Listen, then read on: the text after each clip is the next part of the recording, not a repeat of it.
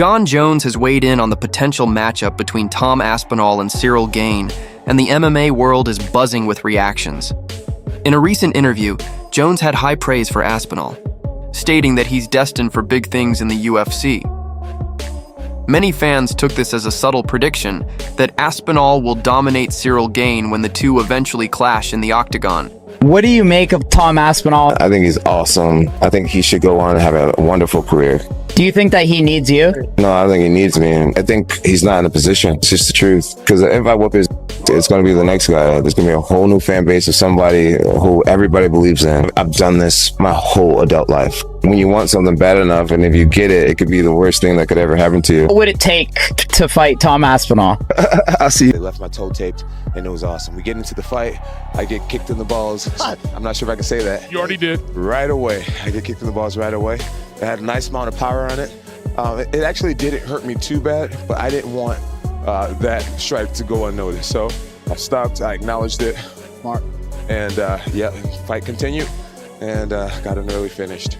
You know, Jon, one of the most interesting things I saw from Fight Week was at the press conference, and you systematically broke down every weakness that you saw in Ciryl Gane's game, and he was sitting right next to you. Did all of those weaknesses that you saw play out here tonight that you could get that submission in the first round? Third fastest submission. Let me get this right because I just got this information. Third fastest submission in UFC heavyweight title history. Wow.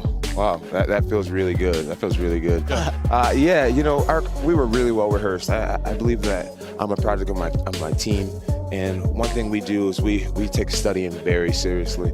I'm not sure if Ciryl Gane landed a clean strike on me or not, but we were ready defensively for every one of his strikes. And yeah, it just felt so amazing. I'm so happy. I got a little distracted because now I'm seeing some highlights. Yeah, you want to watch it? Yeah, we all want to see it again. I can't wait. I can't wait to see it. You know, when you're in there, you're obviously thinking incredibly clear, but you're in this flow state. So it's hard for me to recall everything that actually happened in the fight. I can't wait to go home and watch. Carries weight because Jon Jones has first-hand experience fighting Ciryl Gane.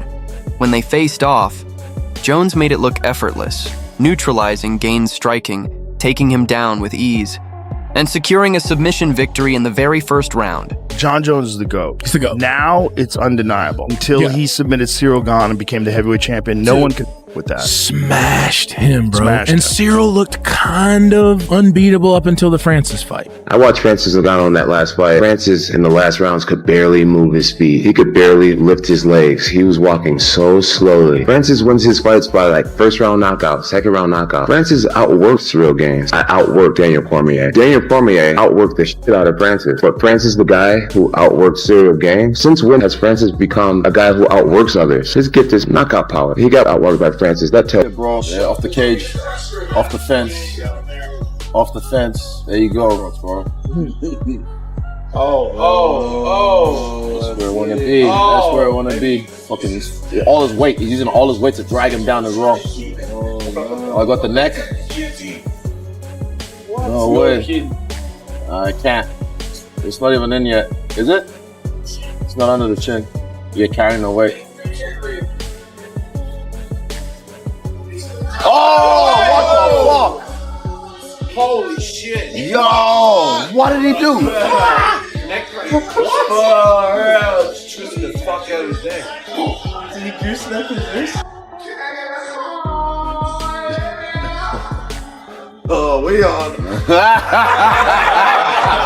Has a better chance of beating him, Alex or Tom? I'm gonna say Tom, because he's more well-rounded. But when you have a guy like Alex Pereira, he's so dangerous on his striking, so everything is possible. That's too hard to have the good ones.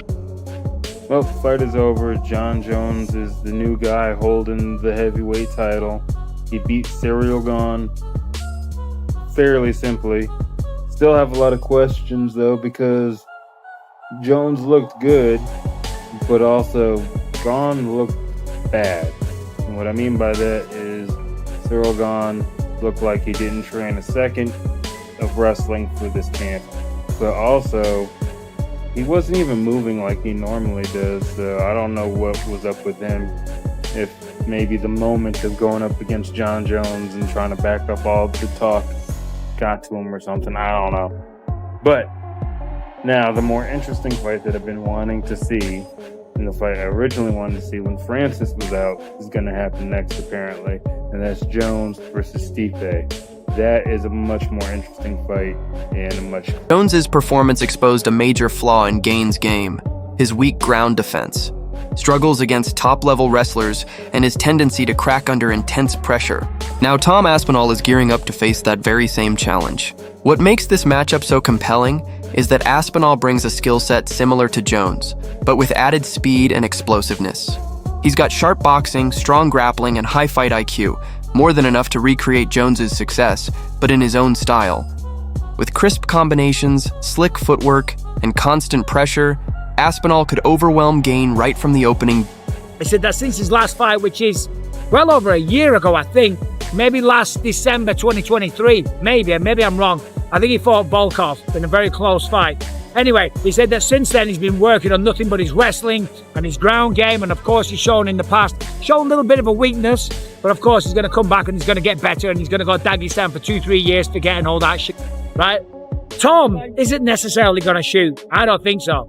Let's remember, Tom's been knocking everybody out. Tom's been starching everyone. And let me tell you something. Yeah, shooting a double leg takedown and then getting a submission, it's cool, it's nice. But when you, boom, you can crack someone and they go down and then the referee dives in and saves them and you jump on top of the cage, that is the best feeling in the world.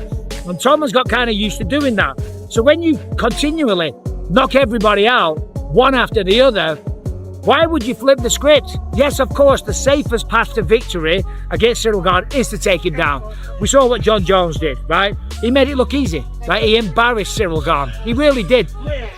And that's why, by the way, I think that makes Ciryl even more dangerous. Remember, he's had 2 title fights. He had one against Francis Ngannou. Let's remember, he turned Francis Ngannou into a wrestler because of the threat on the feet. And again, obviously, with Tom Aspinall and Ciryl Gane, Jalton Almeida and Volkov being the co-main event, if they are, just being on the fight card, they're going to be a backup fighter if anything happens to the main event.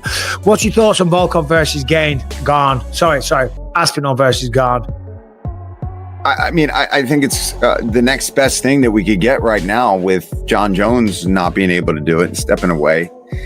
And I think it's going to be interesting to see what Tom's plan is going to be, because I think on the feet, they're pretty evenly matched. I think it could be fun on the feet, but I think there's definitely a huge advantage for Aspinall when it comes to the wrestling and the grappling. And I think he'd be silly to not at least attempt to make it a bit of a grappling match and try to get the ground and pound, take him down.